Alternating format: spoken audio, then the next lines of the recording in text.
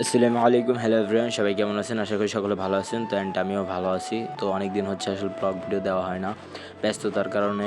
আসলে তাছাড়া আমার ফোনও নাই ভালো একটা, তার জন্য আসলে ভিডিও কোয়ালিটি যেমন একটা ভালো হয় না, তার জন্য আসলে ব্লগ দেওয়া হয় না আগের মতো রেগুলারলি। আজকে অনেক দিন পরে আসলে ঘুরতে বের হলাম বন্ধু বান্ধবের সাথে, সবার সাথে একটু দেখা করলাম। অনেক দিন হচ্ছে ওদের সাথে দেখা হয় না।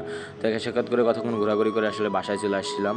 তো বাসায় এসে দেখতেছিলাম ছোটো ভাই আসলে আমরা কাটতেছে। তো মা অনেক কিছু বাড়ি দিয়ে আসলে পাঠিয়েছে, তার জন্য আমরাও পাঠিয়েছে, তার জন্য এগুলা কেটে আসলে মরিচ টরিচ দিয়ে লবণ টবণ দিয়ে মাখিয়ে নিলাম।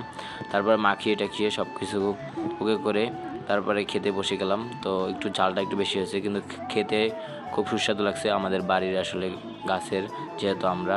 তো আম্মু আরও অনেক কিছু পাঠিয়েছে। তো শেষ পর্যন্ত ভিডিও দেখতে থাকেন, কী কী পাঠিয়েছে সবই দেখতে পারবেন। তো ফার্স্ট অফ অল একটা বাটি খুললাম, তো একটার ভিতরে দেখতেছিলাম আসলে মাংস পাঠিয়েছে আম্মু।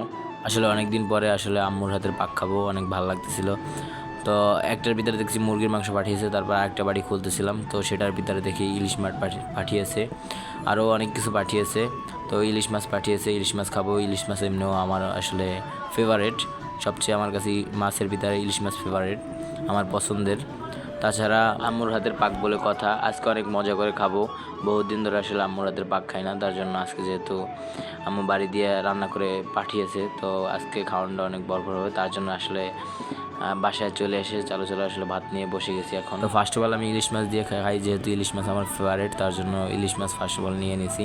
আর একটা লেবু নিয়ে নিয়েছি অর্ধেক, তারপরে লেবু আর ইলিশ মাছ দিয়ে ফার্স্ট অফ অল খাবো, তারপরে মাংস দিয়ে খাবো।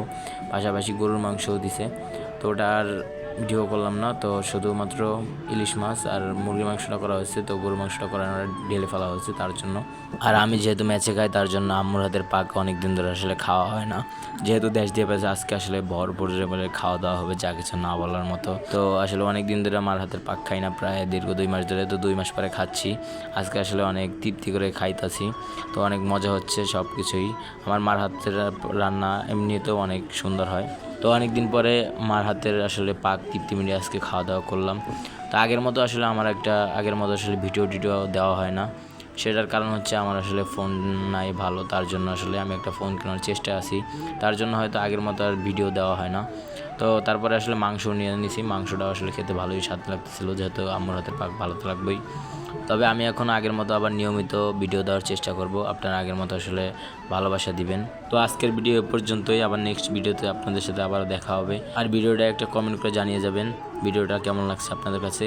আর আপনি যদি আমার পেজে নতুন হয়ে থাকেন, অবশ্যই একটা ফলো দিয়ে যাবেন, আর চ্যানেলে নতুন হয়ে থাকে অবশ্যই একটা সাবস্ক্রাইব করে যাবেন। তো আজকের মতো এখানেই বিদায় নিচ্ছি, আবার নেক্সট ভিডিওতে দেখা হচ্ছে। আল্লাহ হাফেজ।